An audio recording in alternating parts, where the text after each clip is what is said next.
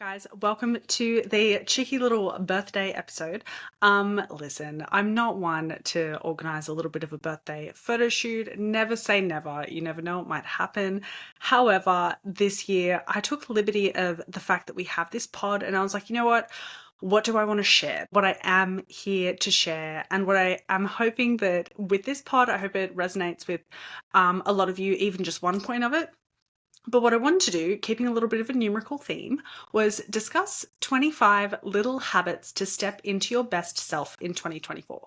And one thing with sort of little habits or little sort of deposits is this is one thing that I speak about often with clients. I speak about it often with friends, that sort of a thing, is you are only ever one deposit away from building up that self-worth bank account, building up that I am a high value individual bank account, building up that self-confidence bank account. You were only ever one deposit from that amount increasing. And for what we do to increase our self-confidence, our self-worth, to show ourselves the appreciation and the care that we deserve, the more little actions that we can take and start to, again, build up these deposits, it then starts to have a huge return on investment that is far greater than the small habit that may take you the better part of 30 seconds to complete.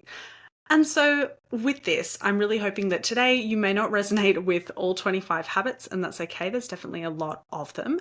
But even if you resonate with just one, that's going to absolutely make my day. And if you decide to use it and you decide to persevere with it and try a particular habit, then I think that you might just change your life from something so insignificant. And that's definitely, again, listing 25, if I had to bring it and boil it down to one, it would be live in alignment with your truest self. Know who that version of you is and show up as her every day. But if I had to break that down into the nitty gritty, we have 25 ways to show up as her every day. And these are the little habits that I like to practice that help me to feel like I can bring my best foot forward, not only from a standpoint for relationships, business, communications, that sort of a thing, but bring myself and my best foot forward for me. And so without further ado, let's start with habit one. And of course, I'm hoping anyone who has a Stanley with them as they're listening to this right now is ready for this one. But basically, aim for 1 to 2 liters of filtered water per day. Okay, there have been such an abundance of studies done of just the tap water. Even in Australia, we're very lucky that we can drink our tap water. We're not going to die, that's okay. However, the amount of sort of heavy metals and fluorides and even sort of forever chemicals, plastics, that sort of a thing, that can be leached into our water supply, old pipes, all that sort of a thing. All of these little sort of chemical compounds that are in our water supply, if we don't filter our water, we are the filter. So it's definitely not something where you're going to die if you have a cup of tap water. I know some people are a hard no if there's no other water available than tap water. They just won't drink it. I honestly do the best you can with what you have. But if you are able to purchase a water jug, okay, I use the Waters Co filter jug, or they also have a little, what's it called, like a Waterman, like a little travel bottle as well. That's a really good quality filter that actually also helps to filter out the fluoride from the water too. Now, this is one thing, if you read the back of your toothpaste container, it says do not swallow. It says contact poison center if you do swallow. Okay, so what are we doing though? We're drinking a far larger amount of the potential fluoride that might be in our teeth cleaning products if you are someone who uses toothpaste with fluoride in it. We're drinking far more of that when we're just having tap water. Okay, we want to remember that when we can filter our water, we then might take out some of the good stuff, some of the extra electrolytes in the water by filtering it. Okay, yes, that is a real thing. But this is where, when you filter out, you might take out all of the stuff that could be negatively impacting your hydration levels and how you feel in your body, mental clarity, detoxing, by taking out the heavy metals from your water. Okay, you might also be taking out a few of the electrolytes. So this is where you can replenish as well. And so for myself personally, I always have, I use the Cineplex electrolytes brand, but there are plenty of electrolyte brands out there. I'm not sponsored by any of them, but I like to replenish my water with some electrolytes that are higher in potassium and magnesium, opposed to sodium. And then I also put a little bit of salt in my water as well. So the point of having enough water throughout the day is it helps our detox pathways, which again, we're not only drinking when we're drinking sort of our regular tap water, which again, if you're not drinking tap water to start with, or not drinking, 1 to 2 liters of water to start with, you can definitely start with that first. But if you are already drinking your water and you're still feeling, for myself personally, when I used to drink tap water more consistently, I would drink about 6 to 8 liters a day and still be very thirsty. Now I'm down at 3 to 4. And with that, and having been consistently drinking that much water, okay, or that less water compared to what it was, I now feel 10 times more hydrated because I'm actually drinking decent quality water because I filter it and then I replenish it with the electrolytes that my body needs. Okay, by drinking good quality water, we actually help our body's detox pathways. And so we want to remember that if we're drinking water with heaps of heavy metals in it, it's another thing we need to detox. On top of that, you step outside of your house, okay, and there's like car fumes, there's like rubbish, all that sort of a thing. There's so many other little toxins in the air, little particles from all the planes flying above. Chemtrails, why is it raining right now? But with all of these little things, it's all extra stuff that our body has to detox. And our body is a fantastic detoxing machine. So if we can nourish our detox pathways by making sure that the quality of water we're getting is more, I guess, vitality dense, okay, more electrolyte dense, opposed to just being more heavy metals dense, you'll tend to find that you feel and run a lot better. You'll tend to find that the likelihood you have better skin, you have better digestion, your cells feel nice and hydrated, you as an individual feels nice and hydrated, the likelihood of that is far, far greater. And the likelihood that that comes up on your blood work, that you also have improved hydration levels and lower sort of heavy metals or heavy metal toxicity as well, which is another sort of route you could go down. Okay, the likelihood that you end up better off on all fronts by having 1 to 2 liters of filtered water per day is quite high. So it's definitely something that I define as quite easy, and something that when it comes to investing in my health, that little jug, I think it's like a 1.5 litre jug, I fill up my water bottle with that and then I leave the house. I fill up the ice cube trays with it. Every now and then, if it's not moving fast enough, the water, like I'll fill up my bottle or whatever I'm taking with whatever's in the jug, and then I'll just leave it at that. And then when I go to the gym, if I use the gym taps where, you know, the gym taps that I'm talking about, where they have like the water that's in the cooler, that sort of a thing. If I'm using that, it's like it's not the end of the world. But at least 1 to 2 liters of the water per day that I'm having is really good quality, really electrolyte dense to make sure that I am feeling my best. Now, the next point is, so number 2, is showering both morning and night. And I really wanted to change this to having a bit of a personal hygiene routine. Now, this is something, whether you are a male or a female, having a little bit of a personal hygiene routine shows a little bit of sort of appreciation for your body, but then also helps you to show up as a better version of yourself, as a more confident version of yourself. Okay, there is a difference between the person who wakes up in the morning, rushes out of bed to get to work, doesn't shower, doesn't brush their teeth, washes it down with like a cup of coffee or something, and then gets to work. There is a difference between going through your day feeling and being more disheveled versus those simple little actions that make you feel just a little bit fresher and put together. And so with this, I did write shower both morning and night. And this is something I like to do mainly because I feel like the shower can be a really definitive day chapter and end and beginning.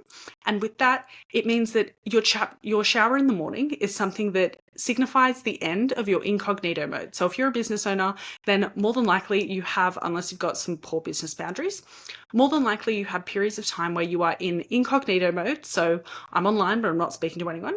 And then you have she means business mode, okay, or he means business mode. And I like to use my shower as that definitive point where once I've showered, it's like, okay, I'm out, it's work hat on, okay? And then go in the day, getting X, Y, Z done. Okay, likewise, going into the evening is my transition shower from go to slow, so slow. Okay, and so with that, we get to, in the morning, we get to freshen up. Okay, we feel a little bit fresher with our shower. Bonus points if in the winter you jump. I like to roll straight into a hot shower in the winter and then finish on cold, and I find that makes me feel much more awake, alive, ready for the day, alert. Then likewise for the evening shower, I'm washing off the day. And it's that act of washing off the day. It's that act of, again, you've just been outside where there are toxins floating around everywhere in the air. Your body's absorbing them. You're not going to die. It's okay. But by giving yourself that freshness, you also end up stepping into bed with your evening shower, getting into a clean bed with a clean body and getting a more, again, restful night's sleep. Skin is clearer, hair doesn't need to be washed as frequently, all that sort of a thing. But I really, in terms of tying this into this point too, it's having a personal hygiene routine or having personal hygiene things that you like to do. For example, and again, what helps you feel disheveled versus not feeling disheveled? For example, before recording this podcast, I brushed my teeth and then I brushed my hair.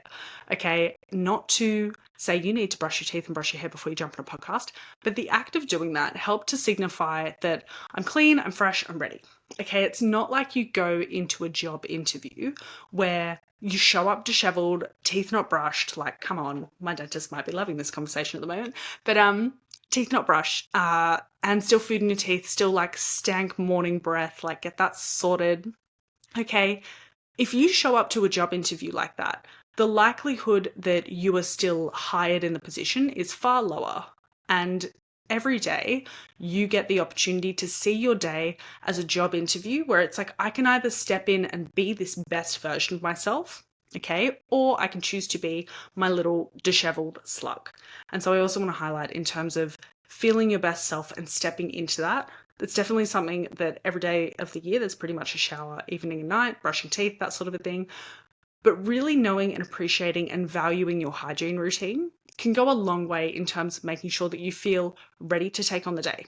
You know, ready to go into that meeting that's just come up in your day because everything else feels much more organized. It is a simple action that has nothing to do with your workday, but has everything to do with how you mentally and what you psychologically associate with transitioning to on mode, engaged mode, and off mode, quiet mode, private mode.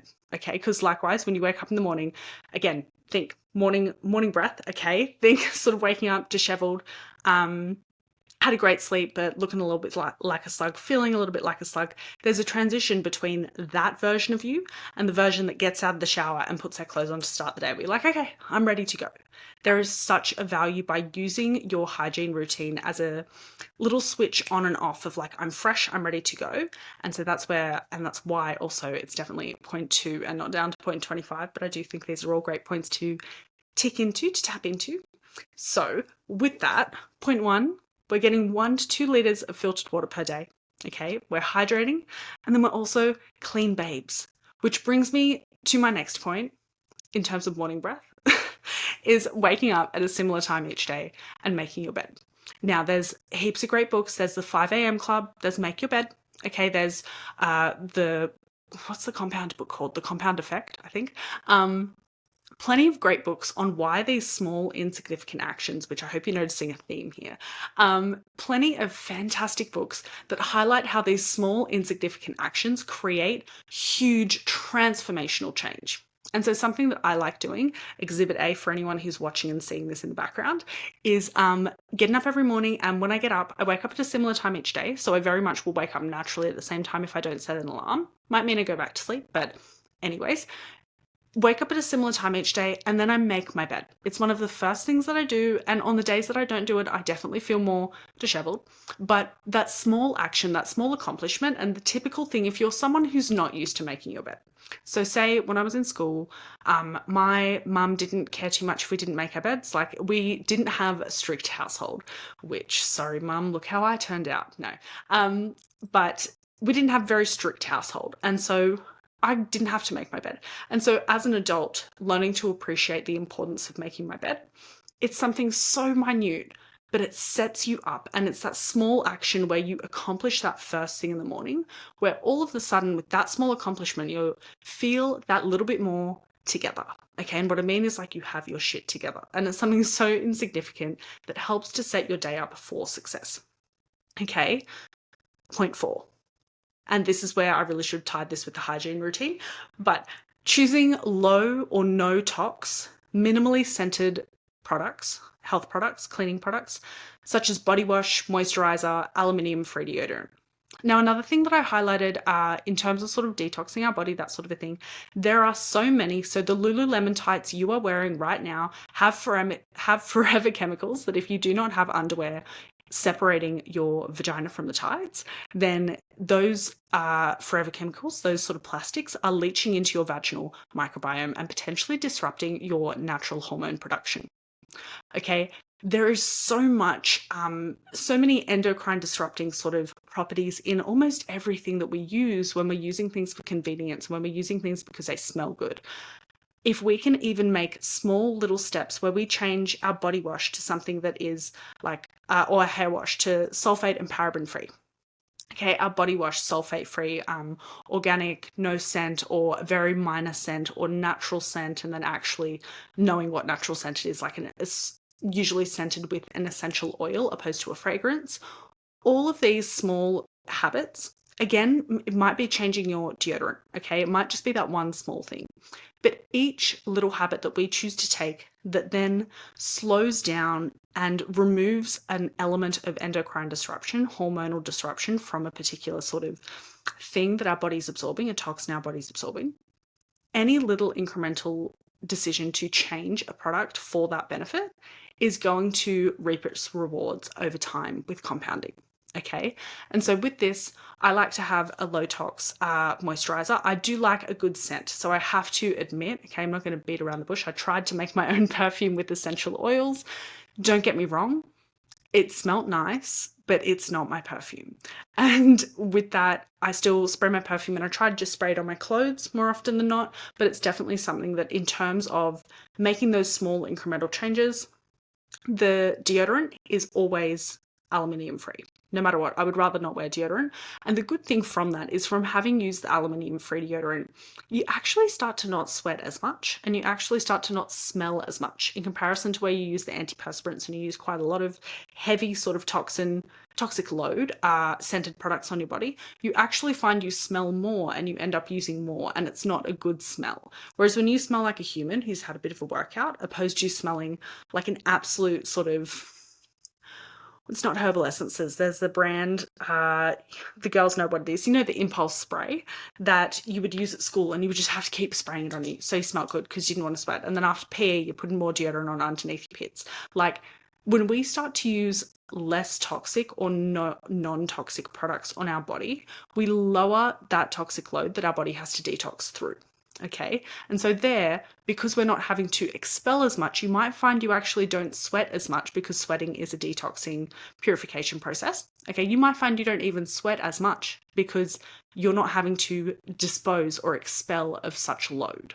Yeah, so that's point 4, choosing low or no tox, minimally scented products such as our body wash, our moisturizer, aluminium-free deodorant, for examples for the body. And then obviously your cleaning products as well, your dishwashing liquid, your spray and wipe, or the wiping, like the wet wipes, that sort of a thing. Anything you can use that is low scent and non-tox is going to have a tremendous benefit on your health. You had it here first. No, you didn't. It's something that should be well known. Number 5. Investing in a pair of decent blue light blocking glasses. Now, there is such an abundance of studies that our eyes and the nerves in our eyes, okay, send signals to our brain to tell us whether it's time to stay awake or go to sleep. Okay, what happens is when we're outside, the sun is up. That sends a signal to our brain through our eyes to say, okay, it's time to stay awake because it's daytime. Okay. When we are on a computer screen, the light being emitted from that computer screen is blue light. When we're on our phone, the light being emitted from our phone is blue light.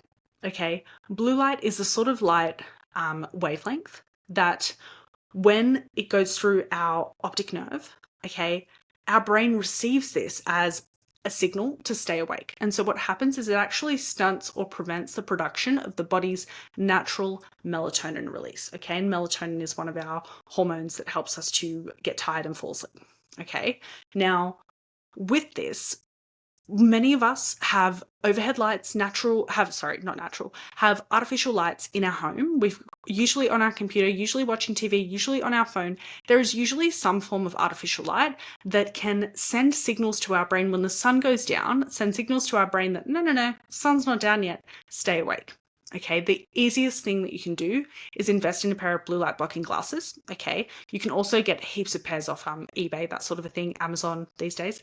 And with that, you don't have to spend, if there's some that say $70 and there's a pair that says $15, it honestly, in my opinion, you don't need to spend a whole monster on it if you don't want to. You can also get these days as well blue light blocking screen protectors.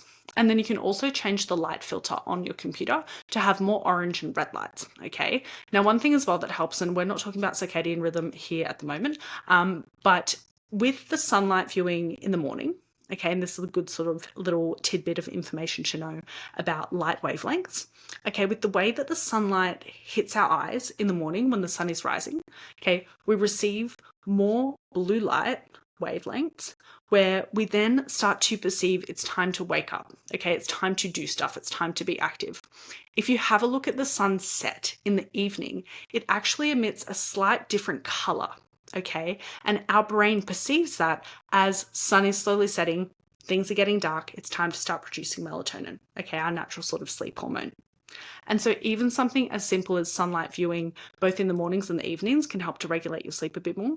But then the artificial light that you have when you come back into your home, the blue light blocking glasses can help to just nip that little habit in the bud where your brain and your body can start to act in alignment with going to bed at a decent hour, feeling tired at a decent hour, and on the flip side of that, not feeling wired when we need to feel quiet. Okay? In saying that, with sunset, point 6, using lights in your home or changing lights in your home.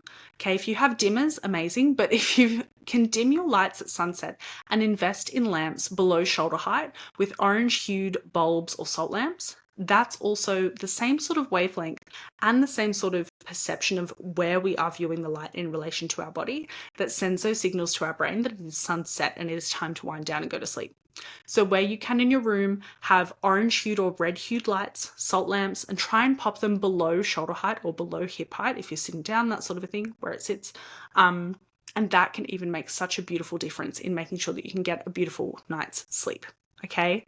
Now, point 7, and this is going back into our hygiene situation. And with that, invest in cuticle nippers and nail clippers. Okay, this wasn't meant to rhyme, but it does. With your cuticles and with nail clippers, and if you are a gym girly, then you will know this. By no means do you need to get a manicure, but by having your hands in decent condition for you to do things and not, okay, I'm not talking about looking good with the hands, first of all, okay? But if you are not someone who gets manicures or pedicures, that sort of a thing, and you don't do your own little nail routine, the likelihood that that if a nail cracks and you tag it on something and then it pulls and it hurts you, the likelihood of that happening, or you bumping it and again, sort of creating more of a tear hypothetically in your cuticle, which we've all had that cuticle. So the skin on the side of your nails, on your fingernails, where you go to pull a bit of dead skin and it just keeps ripping down and starts burning, ripping down into your soul as you're trying to pull that little bit of dead skin off. It can be really, really helpful to invest in cuticle nippers and nail clippers so that you can actually maintain a little bit of nail hygiene, because it's also really important to note that if you are everything you touch, okay, we've spoken about toxic load, okay, we haven't really spoken too much about bacteria. But everything you touch, we touch so much with our hands, okay? You hold your phone, okay? You go to the bathroom and say you're in a public toilet, okay? You pop your phone in your bag or whatever else, and then you lock the door, okay? And you sit in the toilet, you use toilet paper, whatever. You come out and the first thing you do is touch that door, okay? So after you touch the door, you go to the tap and you turn the tap on and you wash your hands. Okay, and then what do you do next? You turn the tap off. Okay, what happens when you turn the tap off? You touch the bacteria on the tap again. It's just a very simple example, but everything from cooking, being at the gym, all that sort of a thing. When you have long, scraggly nails, okay, the likelihood that you are getting more bacteria underneath them that is potentially causing, if you're someone who tends to touch their face as well. I know I can be very guilty of picking, especially when I'm in my anxious states, or if there's little pimples there, that sort of a thing.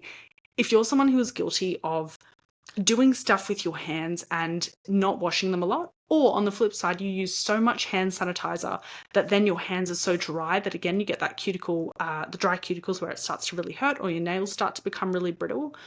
It can save you so much pain by just having a little bit of a routine in terms of nipping the dead skin off the side of your nails and trimming your nails every now and then. And for anyone who has slept with a partner before in bed where they have scratched you with their toenail, that's another indication of a really simple, easy little habit to make you feel by you doing it. But then also you should get your partner to do it as well. By keeping your nails in good nick, it's something that you look at every day. And it's also something, if you're going into a business meeting, and you may know this about Tony Robbins, you may not, but if you're going into a business meeting and the first thing someone does is shake your hand and they look down at your hand, which there's a big likelihood that they do, if they see quite unkept nails, it's a sign of, in a lot of ways, what Tony Robbins says is not looking after yourself. And so this was something Tony Robbins was going into a big meeting, and with this, I wish I could remember the exact story, but I'm going to retell it to you as best as I can. He was going into a meeting and he went to shake hands with this woman who was very high up in her company, that sort of a thing. And the first thing that she said, and listen, Tony Robbins is a great storyteller, so can I just tangent and say the amount of stories he has where I'm like, did that really happen? Because that's really coincidentally very motivating and inspiring, Tony. Anyways, so he goes into this meeting and he goes to shake this woman's hand and she goes, "Oh, you bite your nails?" And he goes, "Yeah, I do. So what?" And she goes, "I can't do business with you if you're someone who bites your nails." And the whole concept was, by having sort of scraggly cuticles, okay, by not having I wouldn't say a well manicured hand, but I would say by not looking after, again, your vessel, your body, okay, by not keeping it in decent condition, by looking after, again, your hands, just something so minor, okay, by not looking after it, it is a sign, and especially for someone who bites your nails, bites your sort of your cuticles as well around your nails when you are quite anxious, it's a sign that you have a bit of a tick and a coping mechanism that is a self-sabotage mechanism where you're not addressing that properly, okay? It's likewise, there's many people that I have been fortunate enough to meet and speak to about this sort of a thing too, where people who have the anxious tics where they pull hair out of their eyebrows or they pull their lashes off one by one, okay, that and unkept nails where you bite your nails because you're anxious, or you dig into your nails because you're anxious, that sort of a thing. By, again, creating and looking after your own nails by using your cuticle nippers, your nail clippers, okay? You don't have to have a routine where it's every 3 weeks I do it, but by having them there and by looking after your hands, it also helps you when you go to maybe do that tick, do that little bit of a coping mechanism, and you go to bite your nails and then you see that they're well kept and you're like, there's nothing to bite. Whereas you'll know if you're someone who bites your nails, you're looking for that cuticle that needs to be pulled down, okay? You're looking for that dry bit of skin or that bit of nail that's broken off so you can finish the job, that sort of a thing. If you look after your hands, it helps to create a barrier where you then might go to bite your nail and you stop and you look and you go, there's nothing there. There's nothing I can do. I should probably sort this thing out. And it starts to short circuit that habit that you had where you were potentially getting anxious, having that tick, and then biting your nails, ending up with bleeding nails, which is a very common thing, especially when you are an anxious girly or anxious guy. And these little things where, again, being able to manicure yourself helps you to then be able to appreciate the effort that you put into your, not only, and I've been really mindful not to say effort into your physique, but literally like the effort into your body, by what you put in it, by how you treat it on the outside, and by how you speak about it, okay? All of that is so important.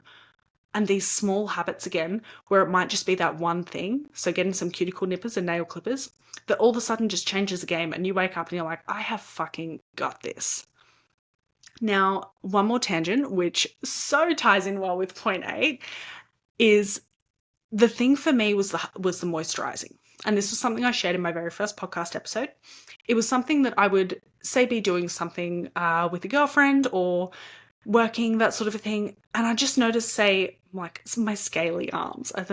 Like scaly is really, we're pushing it in terms of the descriptive words I'm using for myself today. But I would look down or on your legs, okay? And it would be like the dry skin flakes, okay? Or worse, you bump into something and it flakes off your arm and drops to the floor, okay? Dry skin is a sign of poor hydration, okay? It can be a sign of poor gut health as well. And when it comes to moisturizing our body, again, with toxic products that hold a lot more sort of load that we then have to expel, okay? So something like a real like shitty but nice intense smelling moisturizer, that sort of a thing. This is where it doesn't last, that moisturizing, first of all. But it also, if you are someone who experiences that dry skin, which was something that I experienced, it was something that whenever I noticed it, I was like, oh, I've really got to sort that out. And then it would be something I would think about that was not up to how I wanted to look after myself. And I think that's the biggest thing, because point 8 is moisturizing your whole body a minimum once every 1 to 3 days. Okay, so if you're someone who doesn't moisturize at all, try every 3 days to start with. It's not only great for your skin, okay? It's not only going to be great for hydrating your skin, especially you can literally, I love to just use coconut oil all over my body. It's absolutely awesome. And you can do coconut oil with a bit of essential oils, just coconut oil on its own. You can also get a really good like cocoa butter, shea butter, that sort of a thing. With, or tallow as well. Can't believe I didn't mention tallow. But with moisturizing, it's obviously great for hydration, your skin, and our skin is our biggest organ, which is also why it's so important what we choose to put on it. But it's also the action of self-love, self-care, and self-appreciation. And it changes the way that you hold yourself both inside and outside the house. Okay? By massaging that oil into your skin, you are giving yourself that time, giving yourself that moment and that appreciation to be like, wow, my vessel, I love you, we're shining it up. And for anyone, wow, can you hear him a little bit sick? For anyone that has a car that they definitely appreciate, you will appreciate every time you take that thing into the wash and she comes out, she's clean. For anyone with a black car, double brownie points on this one, where it comes out of the car wash and you're like, wow, I appreciate my vehicle so much more. And it's likewise for ourselves. When we give ourselves that self-love, that self-care, that self-appreciation, where it's like, you know what, just stand here for a minute. I'm going to massage this oil into you because you are such a beautiful vessel. You get me through every day. Okay, I'm not always kind to you. I push you very hard sometimes and I don't mean to, but you hold out for me all the time.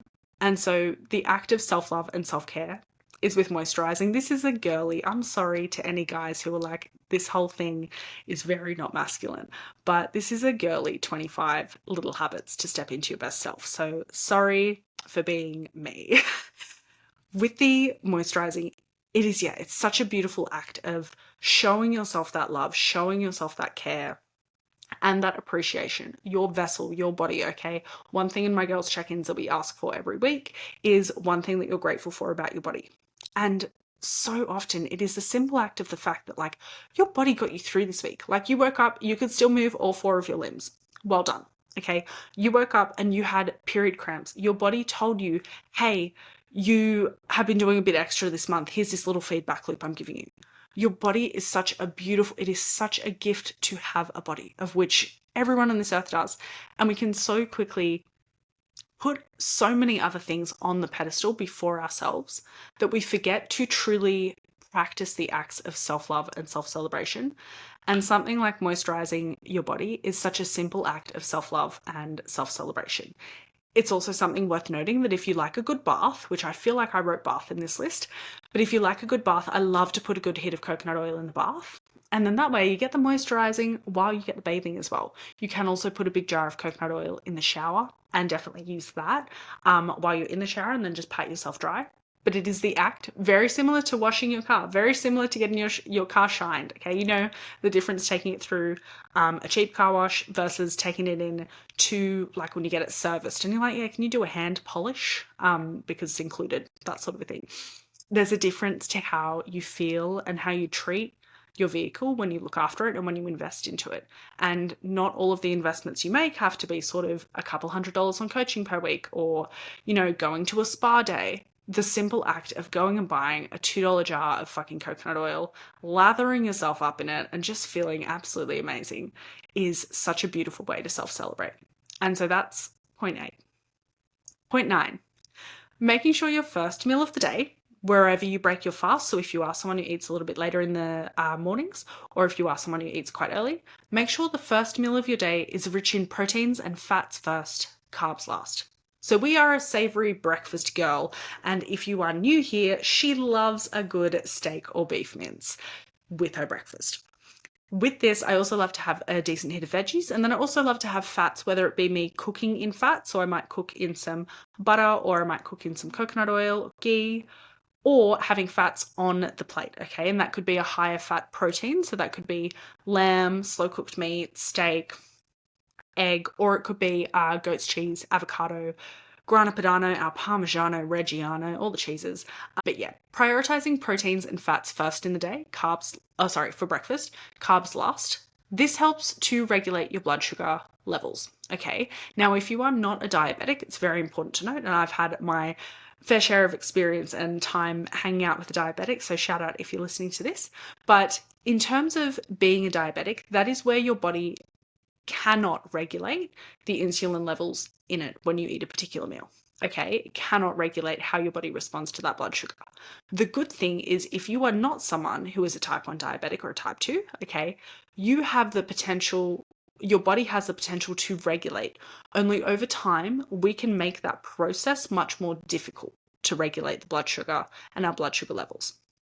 Over time, if we make poor choices throughout the day when it comes to regulating our blood sugar, this can then, over the course of repeating this habit, repeating this behavior over decades, this can then lead to something called insulin resistance, where all of a sudden our body is really struggling to actually tolerate and absorb and utilize the glucose from the carbohydrates, okay, which is like our blood sugar, okay, or like the sugar that goes into the blood, the glucose, okay. We can really struggle then. And then that's where you start to get fatigue, you start to get excess weight gain. Insulin resistance is largely also tied to PCOS. And all of this we can control in the habits that we do daily. And when we start our day regulating our blood sugar, we can go through the entire day with more of a stable blood sugar level, okay?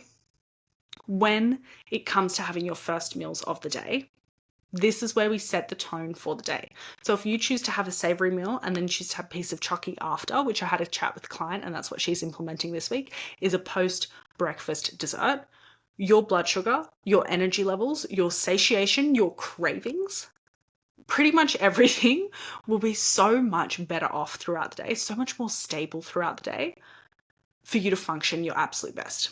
Okay, it's really important to remember that when it comes to eating, okay, we have an eating window where we eat our food, say you have breakfast, and then ideally for us to really absorb the nutrients from our food, digest it properly, and minimize our digestive symptoms that we can have from foods when we're picking. Okay, ideally we want to be able to leave a few hours between eating, and then by the time it becomes next time to eat, we shouldn't feel hangry, ravenous, brain fog. We should just feel maybe a little bit hungry. Okay, and what everyone does is instead they make their protein oats, they make their overnight wheat bix. I'm going to slam everyone with this. Okay, they make anything that's super carb dense. They slap a scoop of protein powder in it and some peanut butter on top and say, well, it's got protein and peanut butter in it, so it's got proteins and fat, so it should be a little bit easier to regulate. Yes, it's not just a bowl of Lucky Charms, but if you can choose to have a savory breakfast in the day that's rich in proteins and fats first, carbs last, you're going to put yourself on a much better blood sugar trajectory for the entirety of the day. Not only will that, again, help your satiation levels, so your hunger levels, help regulate your hunger cues, but it will also help when it comes to brain fog versus focus. Okay, cognitive attention, focus in meetings, okay, anxiety levels. There is so much that when our blood sugar is going haywire, okay, when it's sort of hiking up and going down, hiking up, going down, we feel the need for so many coffees in the morning, okay? We feel the need to have an energy drink before training, and then after training, we're so lethargic, okay? We can avoid so much of this by simply choosing a meal that's rich in proteins and fats first and carbs last, by helping for that first meal of the day, help to stabilize our blood sugar for the remainder of the day. Okay, now when it comes to breaking your fast and having proteins and fats first, this is also where typically you might find savory options are better. So our steaky girls in the morning, slow cooked meat, okay, we've got eggs, chicken, that sort of a thing.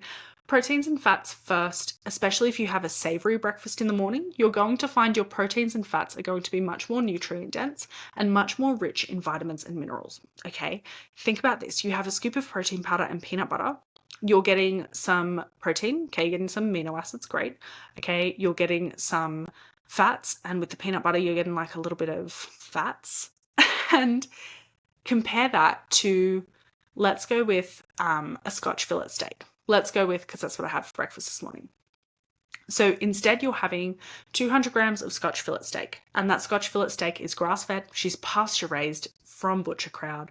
No, but in terms of getting a good quality steak, because this also influences the sort of vitamin and mineral content and omegas content of the fat in the steak. So if we've got a beautiful piece of red meat, okay, that has a little bit of fat in it and it's high in protein, we now not only have the protein and the fat and the amino acids, okay, we now have a huge hit of B vitamins, which are beta vitamins, which are B vitamins are so essential for stabilizing our energy, giving us energy throughout the day. If you are someone who has had a Berocca before because you felt tired, Berocca is literally just a little B vitamin concoction.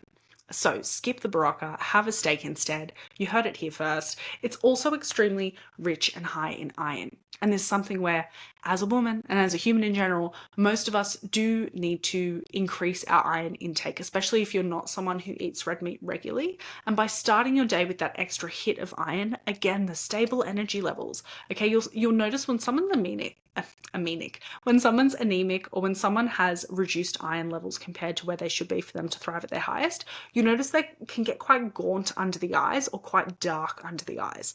Shout out to anyone listening who might be experiencing that.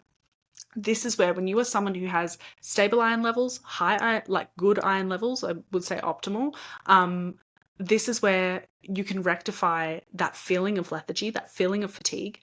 And so much of it can be so easy in just a bit of beef mince in the morning or steak in the morning. Okay, if you're someone who's not used to having savory breakfast, start with eggs. Okay, start with just normal eggs and then egg whites if you need to increase your protein, or just have a handful of eggs. Again, the quality of the eggs, so going into the same sort of a thing with the red meat, the quality of the proteins that you source will dictate whether the fat content in that protein is going to be rich in anti-inflammatory properties, okay, so our omega-3s, versus more pro-inflammatory omegas, which is like our omegas 5s and 9s. I'm not sure if I'm butchering that because I took more about the omega-3s with my girls. But with omega 5s and 9s, which I really want to fact check this, so I would love as well if anyone wants to drop me a DM after listening to this. I will anyways Google search it after. I just still haven't worked out how to pause this thing. But when it comes to omega, I want to say it's 6s and 9s now. Anyways, we tend to get a lot of those from our food, and what's more important is not so much about having less of them, but it's more about the omega-3 ratio. Okay, and so this is where, when we want to boost our omega-3s, when we get good quality meat, the fats in that meat, even if it's red meat, so it doesn't need to be fish, okay, the fats in that meat, the fats in your egg, okay, they are going to be so much higher, those fats in omega-3 fatty acids, which help to reduce inflammation, help to improve cognitive function, in comparison to our omegas. I'm just going to chuck 5, 6, and 9 in there. But yeah, so in terms of choosing what you're consuming, you'll also find when you're having your proteins and fats at the start of the day, and you can choose something that is more of a savory option, you'll find that you feel a lot better throughout the day, and you do get more of a nutrient-dense breakfast as well, with the added reduced or anti-inflammatory properties from the food that you're eating. And while we're on the topic, point 10 is, when eating meals, if you can consume half. So I know I said protein and fats first, but I'm well aware that it's not all situations that you want to do this. And this is something that I do for every meal. And it's something that it doesn't bother me. It doesn't make me feel like I'm restricted or anything like that. But while we're on the topic, when you're eating meals, if you can consume half of your leafy veg and protein first, okay, so say you get something and it's like veggies, protein, and rice, okay, you get a pasta, that sort of a thing. If you can consume a little bit of leafy veg and protein first before your carbohydrates, this also will help to regulate your blood sugar from that particular meal. So if you want to have a big bowl of pasta and you make an effort to order a little side salad, or you order your starters and it's you order carpaccio, okay, some steak carpaccio or something like that, okay, by having a little bit of protein and fiber first, you also help to create a little bit of a net, which then slows down the absorption. Okay, shout out to the glucose goddess for this analogy. But you create a bit of a net with that fiber, okay, and with that protein, where it then slows down the absorption of the glucose into your bloodstream, which then raises your blood sugar levels, causes that huge peak, which then follows with a huge trough. Okay, think about this when you go to a restaurant. Okay, what is the first thing that they hand you? Yeah, if they're giving you a little bit of food, a little bit of a starter, okay, it's a bread roll. You know what we do when we have a bread roll on an empty stomach? About 90 minutes later, the waiter comes around with the dessert menu. He's like, how's everyone feeling? How's everyone want some dessert? And the chances are, if you've had that bread roll on an empty stomach, the likelihood that you'll be like, oh, I guess I'm sort of craving something sweet, because you would have had that peak and that trough with your blood sugar levels. The likelihood that you're like, you know what, I do want to see that dessert menu is much higher, because literally it's just how our body responds to the foods that we eat. And I do want to highlight as well that in terms of choosing to eat to regulate your blood sugar, there are tremendous benefits, okay? It can reduce your hormonal symptoms when it comes to painful periods. It can reduce your symptoms with PCOS, endo, all that sort of a thing when you have more stable blood sugar levels, if you are someone who currently suffers from the opposite, more unstable blood sugar levels. But one thing I want to highlight and remind you is our bodies can be very good at learning how to regulate again. Okay, this is something where if you are not a type 1 diabetic, a type 2 diabetic, or insulin resistant, you have the opportunity to retrain how your body responds to particular foods by retraining your habits of how you choose to nourish your body. Okay, so that's another 9 and 10, those points basically go together. But point 11, moving on to a little bit of mental health stuff now. When in doubt, walk it out. Now, whether you're hungry or bored, okay, stuck on a problem, feeling a little anxious, a gentle walk in nature with no headphones will always create more clarity in your internal environment, okay? Ever notice when you are dieting and you're thinking about snacking, you're fixated on, you're like, I gotta get into that kitchen, I know those snacks are in there, I'm really hungry, rah, rah, rah. You ever think when you leave the house and you just go for a quick walk, you come back and you're like, oh, I actually don't mind that much. I'm just gonna have some water, dinner's in about an hour. Okay, it's so easy when we are feeling stressed. We are in a state of fight or flight typically, which usually means we're in a reactive state. And that reactive state is sending that angry email. That reactive state of seeing that someone has ignored your message, anything like that, where you want to write back. You want to, oh, really? You're going to ignore that? Okay. That reactive state is coming from a fight or flight response. It's coming from something that may have used to serve your nervous system at one point in time to make you feel safe. But until you learn to self-regulate, that fight or flight response is only going to hold you back from stepping into the best version of yourself.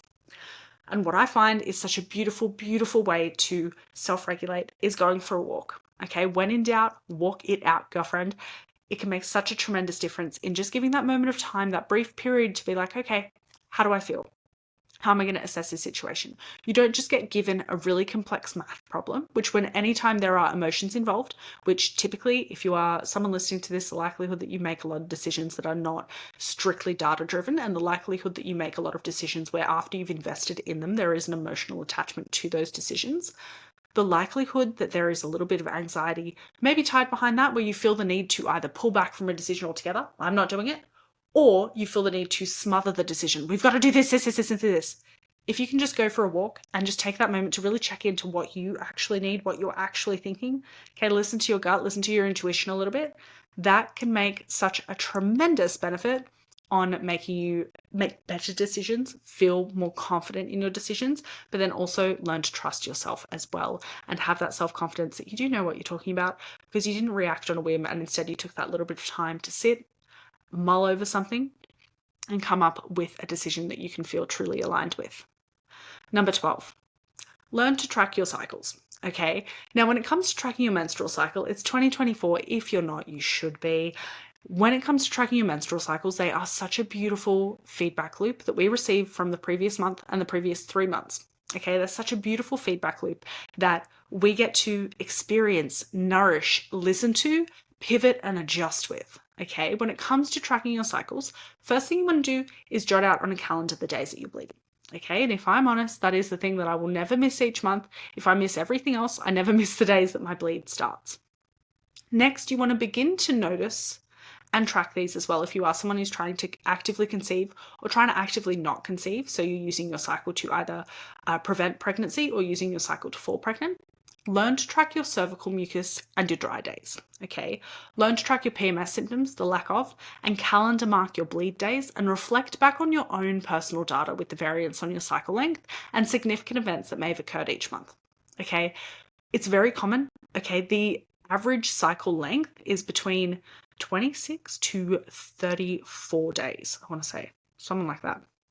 The average cycle length, though, that we tend to see is 28, 29. Okay, so it's got to be in line with the moon. It's got to be every 28, 29. We can have a little bit of variation from time to time because if we have a natural cycle, it's going to be reflective of how we have treated our body over the previous few months. And this is where, when we learn to track our own cycles, we know not to panic if our cycle's a few days late, but we ovulated a few days later than usual. That's okay. That's a sign, again, if we ovulated a few days later than usual, that maybe pre-ovulation we were a little bit more stressed. But by beginning to learning to track our cycles, by beginning to understand and strengthen, deepen that connection with our body, okay, it helps us to then be able to make proper decisions based off our own personal data. Okay, instead of freaking out when a period's late, being like, I might be pregnant, or freaking out when a period's late again, being like, I fucked up, like something's happened, I've lost my period. So many women that I speak to who have lost their period for a significant period of time feel really anxious when a period is a few days late. It can be like, oh, my period it comes every 27 days, and the last 2 cycles it's been 28 days, and then this one was, and then it was 27, and then this one it's now 29. And it's like, girl, that's like 1 day. It's okay. And when we learn to track our cycles and we have months of personal data to reflect back on, this helps to bring us a lot of peace, okay, a lot of deeper understanding with ourselves, but it also helps us to be able to make those decisions from a health perspective for us to function and thrive at our absolute best, okay? I was really going to try and not drink this entire recording, but I was thirsty as, sorry. Point 13. Put away a small amount of money each week into a savings account that you can't see, and then one into a splurge account that you can see. All right, and hello, barefoot investor. Now, there's so many book recommendations that I got to put in these notes. Am I going to remember to put them in? Who knows? With putting a small amount of money away each week that you can't see, it's really important to remember, and there's a really good quote that I show in this next point, 14, but it's, if you wouldn't donate $10 out of every 100, don't expect to donate 100K out of every million. We always wait until we have more money to do things. We always wait until we've got XYZ to start doing ABC. And the important thing is, if each week your money comes into your account and you are just getting paycheck to paycheck, which I've been there, okay? I have definitely been there a multitude of times. Very fortunate that the last few years my business has built up the way that it has, where this isn't something that I have to worry about, but it's also something I have been consistently doing since before that time, where it was, how am I going to make rent this week? Okay. And one thing is, if you put a small amount away each week into a savings account, you can't see. So I have a separate bank account, again, thanks to Barefoot Investor, Mojo, where money goes into that account each week, and it's a set number that I transfer over, okay, that automatically goes in. But before that, what I would do is I would put away a percentage, okay? And with that, it was like, okay, it's just 10% of what I earn each week. I'm just going to pop that in there, okay? And 10% of what I earn that week, it's very easy to spend that on coffee. It is very easy to spend that on a handful of cocktails with the girls. Do not tell me you don't have the money when there's so many little things that throughout each day it's coming out. Okay, that's your Netflix subscription, which comes out once a month. Instead of Netflix, there are so many other free resources that you could be using if you are not making what you deem as enough of an income to be able to put away 10% of your income each week into a separate account. Just saying, you probably don't need the Netflix subscription. So with this, by putting a small amount of money away each week into a separate savings account, one you can't see, out of sight, out of mind, it starts to create a little bit of a piggy bank, but also it starts to create a little bit of a habit that your future self will thank you for. And with most bank accounts, they also have compound interest. As well as that, you can even put it in some sort of an account if you want to, that you can't open, that's officially locked. I like to have access to mine in the event that I need something, but usually I'm now at a point where I don't need to worry too much and I can just pop little bits in there, which is fantastic because it then means that myself saving towards a big goal, looking for a house deposit, or something happens with my cat, something like that, there is no realm of my life where I have to panic.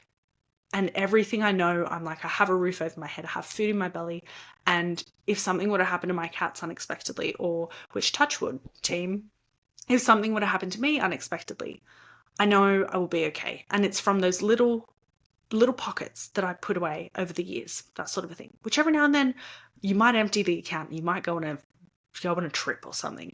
But it's like by putting away these small pockets, it means you don't have to have that extra layer of stress over your head of I don't know how I'm going to get through ABC when it comes to finances. And that's a small amount of money that you can't see. Okay, so again, even if it's $5 a week, okay, 4 weeks goes by, there's $20 in there. Okay, 10 months goes by, there's $200 in there. Great.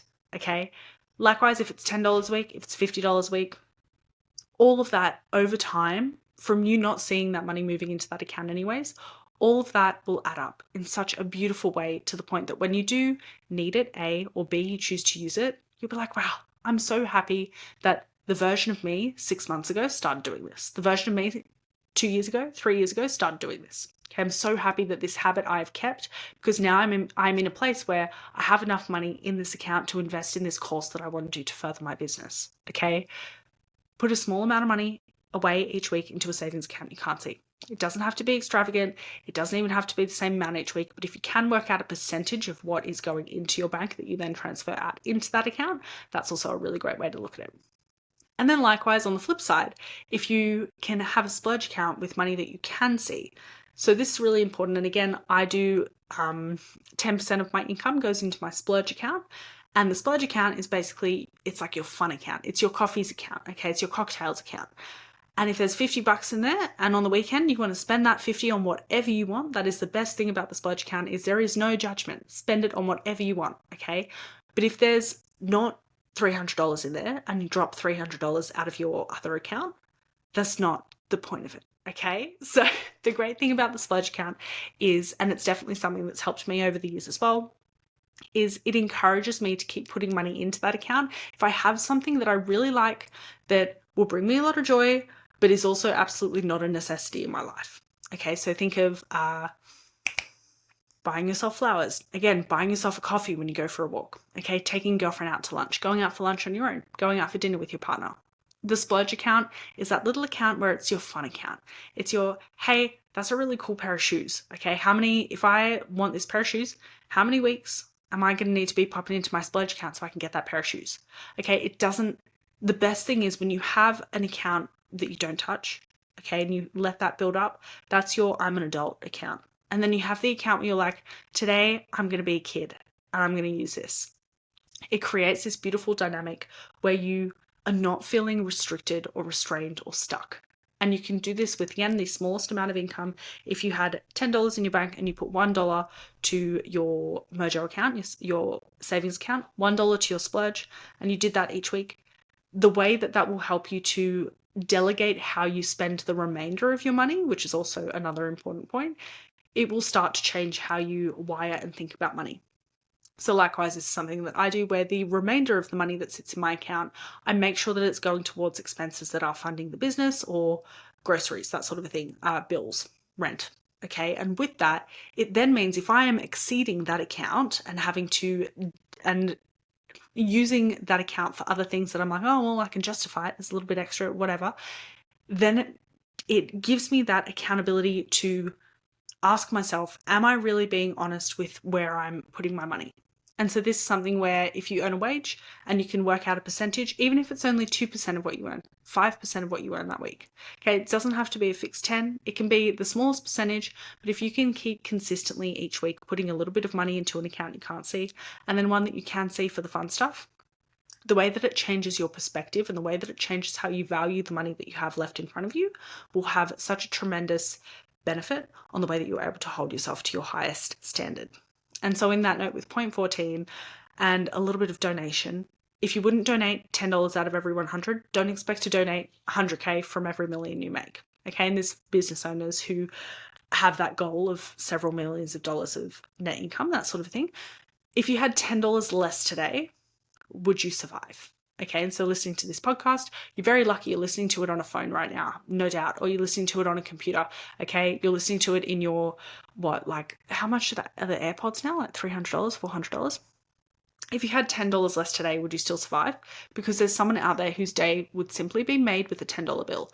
And I love that I still carry cash around, because some days it might just be seeing someone on the street who it's like they've got a few sort of scraggly coins in the cup, and it's like, I'll just give you a $10 or $20 bill, $50 bill if there's one in there, and she's feeling real generous. It's like at the end of the day, there are so many things. So again, a coffee each day.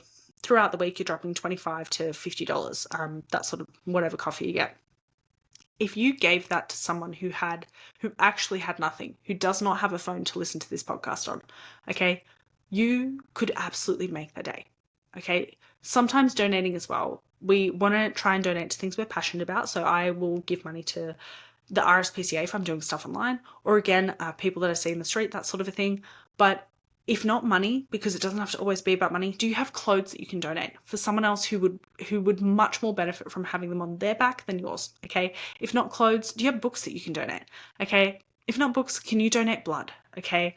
You are one Google search away from very quickly impacting someone's life. And that is such a beautiful thing that you can do. And everything we give out into the world comes back to us tenfold. Okay. So when we give out a little bit of the abundance that we are so grateful and fortunate enough to have, that will always come back around. So always think, if you ask also someone who may struggle to give away money, who may struggle to donate, that sort of a thing, because you're like, oh, well, I need this $20 for milk, that sort of a thing, whatever. If you're someone who finds yourself stuck in that sort of scarcity mindset, this is where when you can also flip your perspective of, this is me circulating this, and this is me where I can afford to not have milk for the next few days if it means that this guy here is going to get $10 to go get lunch or whatever he chooses to get. Because also at the end of the day, it's not like you have to tell someone what they do with the money that you give them, but the fact that you are in an open space and an abundant energy of being able to give so effortlessly, that comes back to you tenfold. Number 15, care about your gut health. She's really bouncing back and forth between these points. Now, with caring about your gut health, one thing that I want to highlight as well is the easiest thing you can do is listen to Charlie's episode that we did on this podcast a few episodes back. Okay, it's really important to remember that ultimately your gut health impacts virtually every other cell and function in your body. Okay, your skin is a reflection of your gut. Your mental health is a reflection of your gut. You don't have to be dramatic. You can literally listen to just Charlie's podcast that we did and learn such an abundance of what to do next to start to improve your gut health, okay? There's free, very accessible resources online. There's fandango approaches that you might not see value in yet. You might see value in them in the future. Or there's approaches as well where you might just not be able to afford them right now. And that's where there is so many free resources available. One of them, again, is on this podcast with Charlie a few episodes back. Tapping into that and truly appreciating your gut health for what it is our gut harbors more bacteria inside of it than the rest of our body tissue altogether. Okay? So is it really our brain and our consciousness deciding what we do? Or is it the little bacteria, the little people in our gut, the little bugs in our gut, choosing what we do each day? Okay? My bugs are definitely choosing to live in alignment more often than not. And so, wow, she's really tired. I've just hit a massive wall. In terms of your gut health though, and energy levels, that sort of a thing, which hit a massive wall, that's me right now. When it comes to our gut health and prioritizing this is also where, and we can tie this back to our blood sugar as well, but in terms of, say, eating a meal. So you might eat a meal and you might be very used to feeling, say, 2 hours later, you feel bloated, lethargic, tired, brain fog, versus for me right now, I'm about 5 or 6 hours after I've eaten my last meal. And now I'm like, oh, I'm feeling a bit tired, feeling a bit slow with words. So this is where, when it comes to caring about your gut health, the ability to move through your day and not feel bloated, okay, not feel like you're trying to smuggle a watermelon under your jumper after having just a coffee. Sometimes the smallest little habits can impact our gut health so greatly in such a positive way. And so definitely on the podcast episode that we have with Charlie, we're discussing some free resources on there, very accessible things that you can do to start optimizing it now. And then when it comes to particular foods and that sort of a thing, I share a lot of that on my Instagram as well. But with that, that's where you can sort of start to then manipulate your gut bugs over time by choosing particular different foods. And all of that helps to impact your gut health, which ultimately starts to affect all of your body. Okay, now, point 16. She's heavy on the water, sorry. Make it your mission to get outside when it's not raining, granted, and get in the sun for 15 to 60 minutes a day. So I've given you a big window for this because it depends how sunny it is, it depends how hot you get, it depends how sensitive your skin is.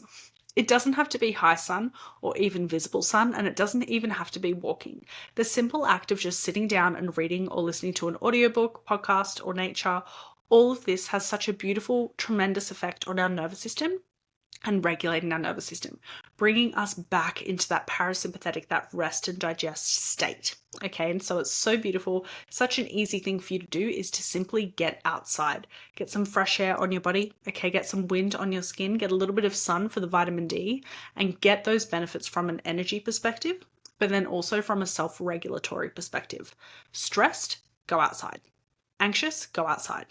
Okay, excited, go outside.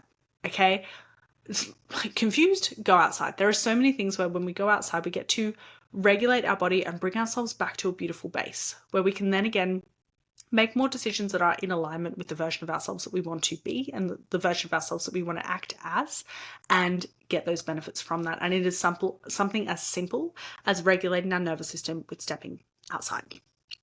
17. Create a playlist on your phone that makes you feel like a boss. Okay, now this is something that when it comes to, again, tapping into that energy, these little habits that help us to show up as our best version of ourselves, creating a playlist on your phone that makes you feel like the boss is such an easy thing to do, and it can reap so many rewards from it, you will, over the coming years to come once it's created. So for myself, my inspirational playlist that I have, it has the same songs on it because I made it when I was about 18. And I add songs to it every now and then, but I still hear those same songs and I still get pumped up. I still feel so aligned with my vision, with my purpose, with who I am. And so by having this playlist, music is vibration. Everything is vibration. I'm not going to get too woo right now, but everything around us is vibration. All sound is vibration. And so we can actually choose to rewire our frequencies and tap into that positive mood, tap into that confidence, okay? Tap into that energy simply by listening to songs that make us feel confident, listening to songs that fire us up, that make us feel sexy, okay? There are so many beautiful songs that you will like as a human that you listen to and you're like, wow, I've got this, I can take on the world right now. Okay, likewise, you should also have a little bit of a swamping playlist, which I learned swamping playlist from this book called Pussy, a Reclamation. It's a great book as well. And with that, that's a book of a playlist of sad songs, okay, where you listen to them and they're all like songs that make you want to cry. Likewise, processing your emotions through music. We can process our emotions through music. We can feel our emotions through music. We can choose our emotions through music. And that is such a beautiful and powerful way to regulate, again, our nervous system, usually upregulate it to tackle the day. Okay, I think you've got your hype songs for the gym, but then likewise you have your study songs, you have your work songs, you have your admin, your quiet songs, your walking songs, that sort of a thing. Create a playlist that makes you feel like a boss, and create a playlist that makes you feel like you're in alignment with the best version of yourself, okay? If you're someone who wants to go down the realm of the Tony Robbins Hour of Power or motivational speeches as well, it's another fantastic way to do it. Basically, whatever we put in our ears, our subconscious mind is listening. So we can deploy this playlist, deploy this tool whenever we need that boost to bring ourselves into a state that we can make our next actions in alignment with. 18. On that note, popping in our ears, listening to meditations, frequencies, affirmations, or podcasts that align with the version of ourselves that we aspire to be as well, okay? Think, personally, relaxed, confident, sure of herself, trusting in God or the universe, trusting in her, trusting in herself, okay? What do you need to listen to that the words that you are listening to align you with that version of yourself, that you know when you act in alignment with her, you know when you trust in her, you show up as that best version of yourself, okay?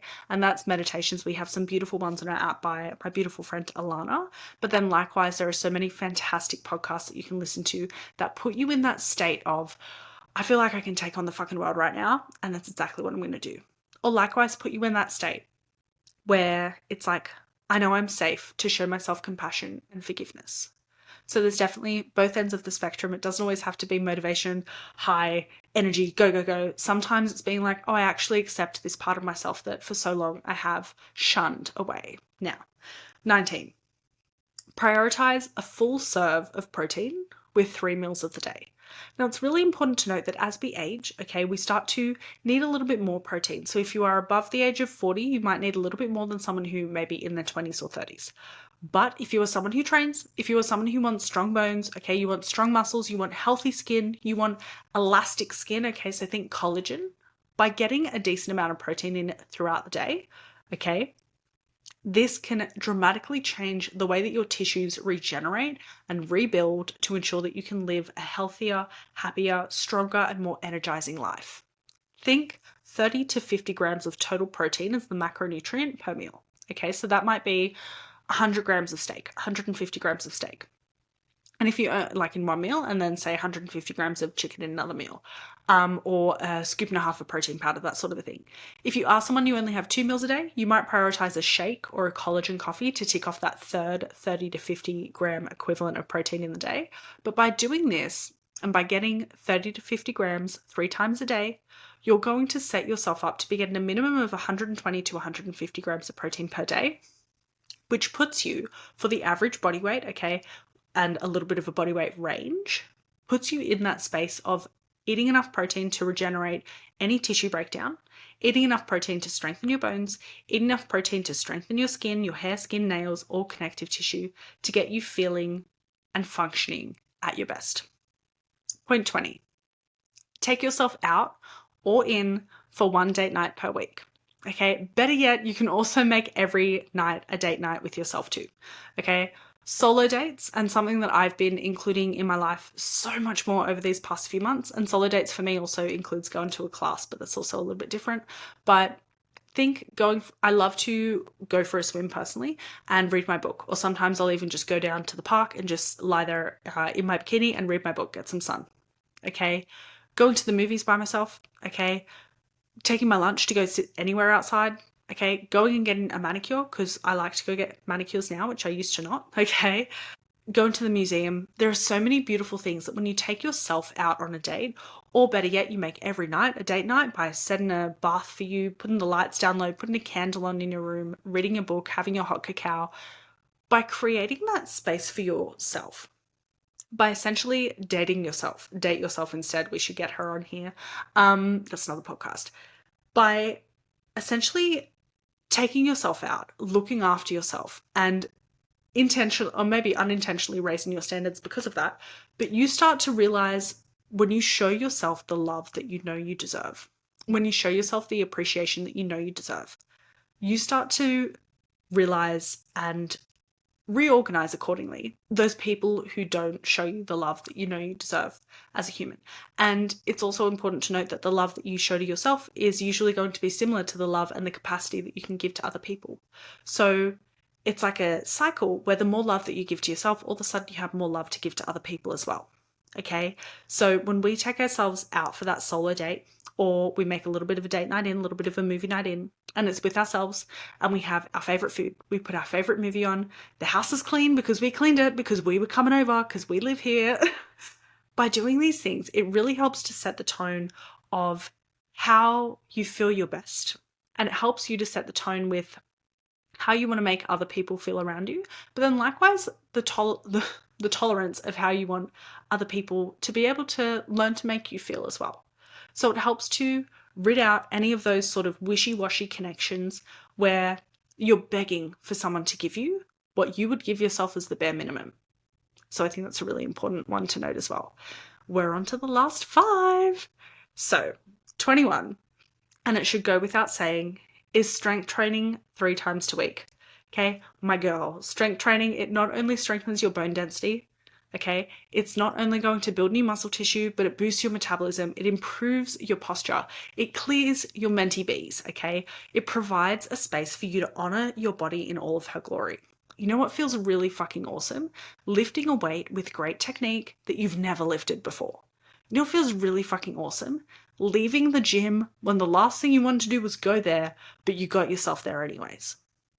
So often the act of going to the gym isn't so much, and you'll know this if you're someone who's been training for a while, you don't see your results the moment the session finishes. So it's not instant gratification at all, but it's over the course of weeks, months, and years where you start to see, wow, I'm so glad I did this. Look at how amazing my vessel is that I've chosen to nourish to get to this point. So with training, I like to do strength training 2 to 3 times a week. I like to recommend people do that. If you're someone who doesn't strength train much and you're just starting, 2 to 3 times a week is perfect. Okay. Remember again that strength training, it's not about fat loss. It's not about getting big. Okay. But it's nice to have those goals. Don't get me wrong. But ultimately, the health and the functionality of your vessel, of your body that you are in, every single day that you choose to show up for that session when you need to show up for that session, and likewise, know when to recover. But every single day that you pull through over the course of weeks and months, you will reap those benefits for so much longer. Okay. Tissue breakdown, muscle breakdown. If you're someone who trains a lot and then you stop training for a period of time, you get injured, there's something called muscle memory where you'll be able to build a lot of that strength back a lot faster than it may have taken you initially to get that in general. So it should go without saying, but I am mentioning it as point 21 is strength train 2 to 3 times a week. If you are getting that done, you are massively succeeding. Okay, forget the 4s, the 5s, the 6s, the 7s for the wacky people. Okay, 2 to 3 times a week, do it intentionally. Okay, push your fucking best and you'll be feeling absolutely amazing and reaping the rewards from it. 22. Know the biggest bang for your buck, nutrient-dense foods and supplements. Wow, guys, sorry, I'm really starting to sound a little bit nasally. Or maybe I have been for a while. Okay, know the biggest bang for your buck, nutrient-dense foods and supplements. And so with this, I want you to get creative, okay? And you can Google this as well, but Google sometimes likes to give us options that are maybe funded by a couple different food companies. But if you follow the right accounts on Instagram, they can help to sort of debunk a few of those myths. Okay, what I'm talking about is how they try and compare spinach to steak for iron. And you're never going to be able to eat that amount of spinach daily to get the same iron that you could get from 100 grams of steak.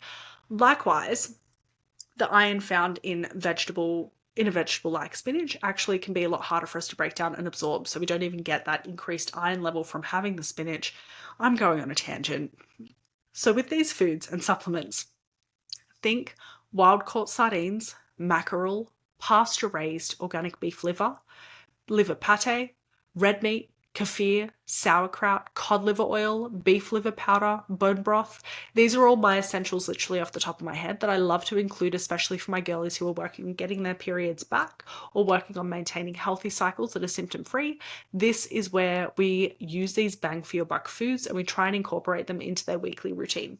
Doesn't have to be every day for everything, but there are definitely little pits and pockets where we can add these in and create such a multitude of benefits that prevents them from needing to use things like naprogesic, okay? From feeling lethargic, debilitated, and brain foggy at the end of the day.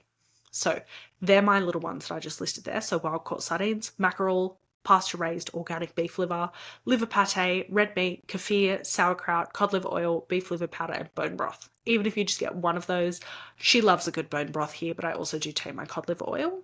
Okay, and then sardines on rice cakes, depends if I'm dieting or not, how often I'll have that, but that's where the cod liver oil makes sure that I'm getting that good hit of omega-3s as well. Now, 23. And this is taking it back to 21 a little bit, but assist your body's natural detox processes. So when it comes to our detoxification, purification, water is going to be awesome. Okay, filtered water that you replenish with the right electrolytes to hydrate your body, absolutely awesome. But then as well as that, let's assist our body that next level. And let's think Epsom salt baths, okay? Saunas, 8 hours sleep. Think glass containers or BPA-free packaging. Think antiperspirant deodorants and not using them, okay? Basically with BPA, so BPAs is one of these forever chemicals, these forever plastics that when we heat our food up in our BPA containers, the plastic can leach into our food and then we absorb that. And sometimes we can never get rid of that out of our body. This and then antiperspirant deodorants, which tend to be high in aluminium, can help. The deodorants will block your pores. They might reduce perspiration, but they'll disrupt your detox pathways. So it's actually really important when we think about sweating and when we think about deodorant, okay? When we are stopping the sweating, we are blocking our body from clearing out, from flushing out toxins in our body. So this is where when it comes to deodorant, sweating is something that happens as a process of detoxification. Stopping the sweating is only making your body harbor and hold on to more of those toxins instead of releasing them. So you can still get stuff that smells decent. Again, I use deodorant that has no aluminium in it, and you'll find because you sweat out and you detox more and more often, you actually don't even smell that bad. Okay? Remember that everything we are wearing, smelling, eating, drinking, touching, eating and drinking from, all of it has bacteria that will absorb into our body. So if we can choose even just one or two things where we minimize how much we expose ourselves by managing the elements we can control, we're going to see a beautiful difference in our health, in our energy levels, and how we function day to day. 24. Pick and nurture your repertoire of mindfulness and relaxation techniques. Okay. Now, this is where some people, you say, hey, do you do any mindfulness work? And they go, oh, I don't meditate. I don't journal. Like, I'm not going to write my feelings. And it's like, all right, big guy, go for gold. When it comes to mindfulness and meditation, relaxation techniques, nurture your own personal repertoire. Because the same person who who thinks journaling is like the dumbest thing in the world, which again, you don't solve algebra problems in your head when they're really complex. You do need to solve them usually on a bit of paper. But when it comes to thinking some things like, I'm just not someone who meditates, that's okay. What puts you in that state of meditation, that meditative state? Okay. Going for an ocean swim, surfing. Okay. There are so many beautiful things that we do that we don't realize are putting ourselves in this mindfulness state where we're rejuvenating and recovering. Okay. So you might not be someone who likes to have ice baths. Sure. No one cares. It's okay. Do you like saunas? Okay. Do you like to take your phone in and sort of put an audiobook on and listen to that? Okay. What about, you might not be someone who wants to meditate. Do you like to go for an ocean swim? Do you like to go for a walk without your phone? Could you go for a walk without your phone? Picking and nurturing your own repertoire of mindfulness and relaxation techniques can be such a beautiful way to really nurture what makes you feel your best and what helps to regulate you, so that when you are in that fight or flight, that panic state, when something happens that triggers you, because we all have triggers and we're all working through them. But when you have your repertoire, your toolbox of, I know exactly what I need to do to make myself feel better, we can just excel so much further in our life and so much quicker and let go of that stuff that's not serving us so much easier. Okay, so my personal favorite, I like in-ear stuff. I like audio stuff. So think binaural beats or particular sounds or frequencies to induce a relaxed state. Think subconscious affirmations. Again, we have Alana's alongside her visualization meditations in my training app for my clients. And then walking around trees or by the ocean. I love nature bathing. And then as well as one of my mindfulness tasks, I love meeting up with a girlfriend for coffee or meeting up with a girlfriend. And again, being at the beach or a park or something like that outside. It's so beautiful when you nurture your own repertoire of mindfulness and relaxation techniques, you know how to regulate yourself. You're not relying on snapping at your partner who is sick and tired of being snapped at. You're not relying on turning to food or alcohol or drugs to the point where you've always got that guilt associated with it. When you nurture your own repertoire of mindfulness and relaxation techniques, you get to be in charge. You get to be in that driver's seat and you get to love every absolute second of it. 25. For my 25th B-Day, spend time with yourself so that you can begin to distinguish the difference between the anxious and wounded shadow and the intuitive, energetic life. One thing that I really want to highlight with this 25th point, and as you can tell by these points, I have done them in no particular order. And the point of this episode, I really wanted to do something that just had to do with 25, because I'm not going to do a 25 photo shoot, nor am I going to tell you 25 things I learnt. But these 25 little habits, out of all of them, 25, spending time with yourself, so you can learn to distinguish the difference between the anxious, wounded shadow and the intuitive, energetic light, has been the most transformative for myself. Truly being able to listen to what is my gut saying, we need to get out. What are you doing? What is my ego saying, we should do this. It's a one-shot opportunity. You don't want to miss out. And what is the actual part of me like, this is going to further our progression in life. It's going to be a great experience and it's going to help us learn a little bit more about ourselves. Being able to actually listen to the voices in your head for long enough so that you can distinguish the different voices and you can connect and converse with them and then create the plans that you want to excel and thrive in your life. It is such a beautiful and rewarding journey to embark on. And so if you're someone who struggles to spend time with themselves, you always need music in, you can't listen to your thoughts, that sort of a thing. Like, that's okay. You definitely don't need to just go cold turkey and just spend hours by yourself each day. But check in, journal, okay? And journal, you don't need to write, dear diary, I feel like shit today, but write, this made me really angry. And I always put explicit content on these pods anyways, in case I swear.